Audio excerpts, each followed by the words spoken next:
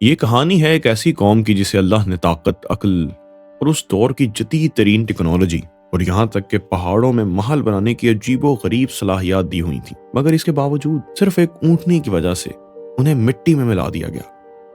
ہم بات کر رہے ہیں قوم سمود کی۔ قوم سمود کا ایگزیکٹ سال قرآن یا حدیث میں نمبر کے ساتھ نہیں آتا، لیکن ان کا زمانہ بہت پرانا ہے، تقریباً 4000 سے 5000 سال پرانا دور۔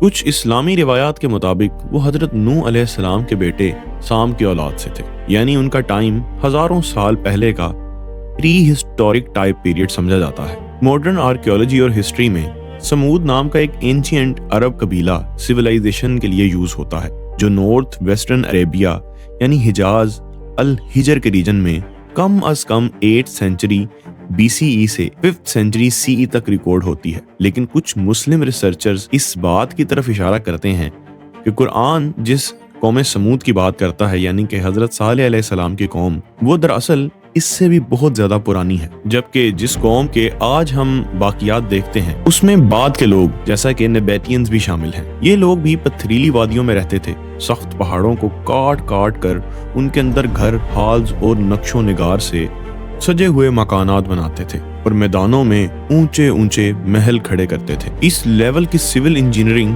اور سٹرینتھ کے ساتھ کہ قرآن ان پر گواہی دیتا ہے کہ تم میدانوں میں قصر یعنی کہ پیلس بناتے ہو اور پہاڑوں کو تراش کر گھر تیار کرتے ہو۔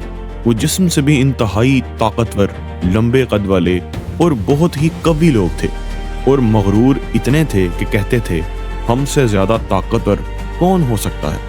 اس قوم کی طرف اللہ نے انہی میں سے ایک نبی حضرت صالح علیہ السلام کو بھیجا، جو ان کی نسل سے تھے، ان کی زبان بولتے تھے، لیکن ان کا دل اللہ کی وحدانیت سے روشن تھا۔ صالح علیہ السلام نے اپنی قوم سے کہا، اے میری قوم، اللہ کی عبادت کرو، اس کے سوا تمہارا کوئی معبود نہیں۔ تمہارے رب کی طرف سے تمہارے پاس روشن دلیل آ چکی ہے۔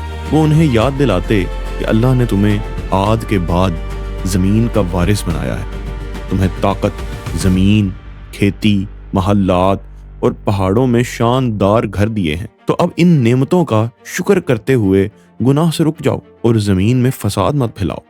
لیکن جیسے ہر دور میں ہوتا ہے، یہاں بھی سوسائٹی 2 حصوں میں بٹ گئی۔ کچھ لوگ جو سیدھے دل کے تھے معجزے اور نصیحت دیکھ کر ایمان لے آئے، مگر سردار، ایلیٹس اور تکبر میں ڈوبے ہوئے لوگ کہنے لگے، صالح بھی تو ہم جیسا انسان ہے، اگر ہم اس کا پیغام مان لیں تو ہماری لیڈرشپ، ہمارے خدا، ہمارا برانڈ سب ختم ہو جائے گا۔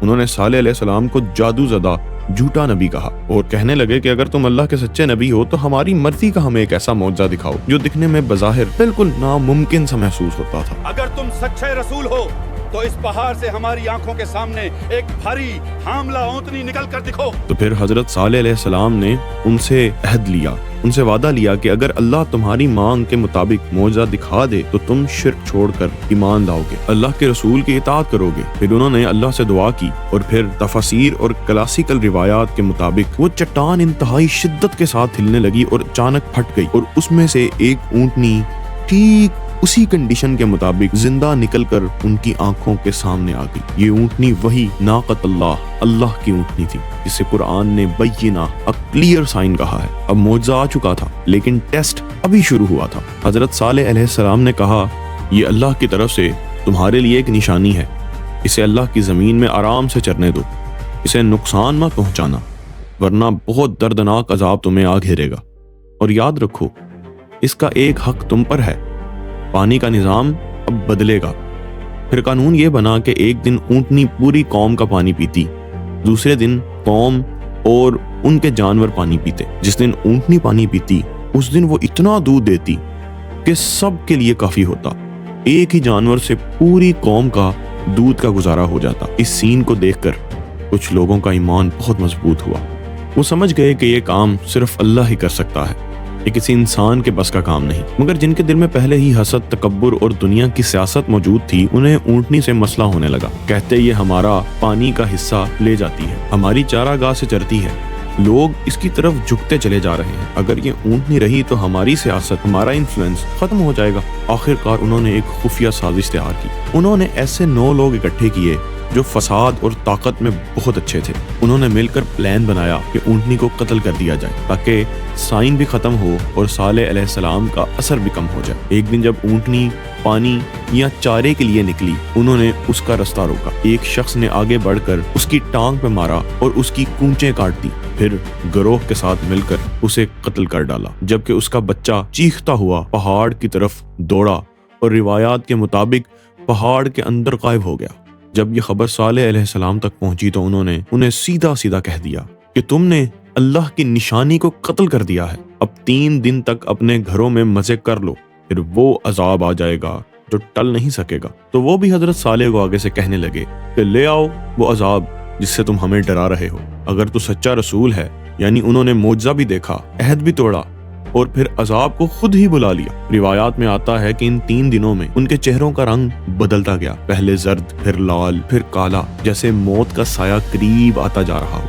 تیسرے دن کے بعد ایک سخت سیاہ خوفناک دھماکہ اور ایک انتہائی لرزہ خیز زلزلہ آیا. ایک ایسی آفت جس نے انہیں ہر طرف سے پکڑ لیا. قرآن کے الفاظ ہیں کہ وہ اپنے گھروں میں ایسے الٹے پڑے ہوئے تھے جیسے کبھی زندہ تھے ہی نہیں. صرف صالح علیہ السلام اور جو لوگ ایمان لا چکے تھے، اللہ نے انہیں پہلے ہی وہاں سے نکال دیا. وہ عذاب سے محفوظ رہ گئے. حضرت صالح علیہ السلام نے اس عذاب کے ہولناک منظر کو دیکھ کر افسوس سے کہا، اے میری قوم، میں نے تو تمہیں اپنے رب کا پیغام پہنچایا، تمہیں نصیحت کی، لیکن تم تو نصیحت کرنے والوں کو پسند ہی نہیں کرتے تھے. یوں قوم سمود جو پہاڑوں کو تراش کر اپنی تہذیب کا خاکہ بناتی تھی، جو اپنی فزیکل سٹرینتھ، اپنی طاقت اور اپنے آرکیٹیکٹ پر فخر کرتے ہوئے کہتی تھی کہ ہم سے زیادہ طاقتور آخر کون ہو سکتا ہے. ایک اونٹنی، ایک توڑے ہوئے عہد اور ایک معجزے کو جھٹلانے کی وجہ سے تاریخ میں ہمیشہ کے لیے ختم ہو کر صرف ایک نشان بن کر رہ گئے.